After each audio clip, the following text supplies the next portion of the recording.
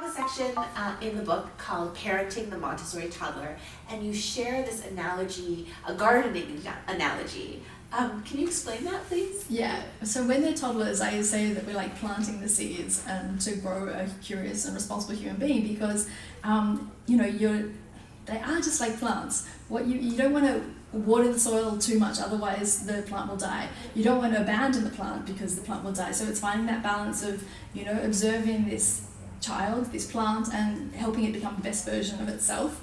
I also think it's really fun because if you think about it, if it's a gardenia plant, you can't turn that into a cactus. And so sometimes we have hopes and dreams for our child, but actually we have to look back to them and work out just support them in their own development to be the most beautiful gardenia they are, not to try and turn them into a cactus.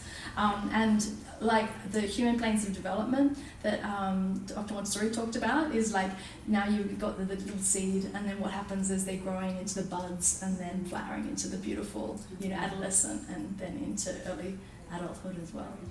I love that.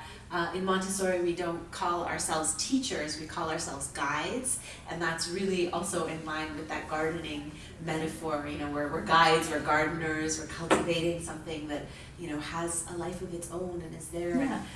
Let me grab this book as well, because there's a beautiful quote by Dr. Montessori about the analogy of a parent as a gardener or an educator as a gardener. It says, the educators, including parents, behave as do good gardeners and cultivators towards their plants.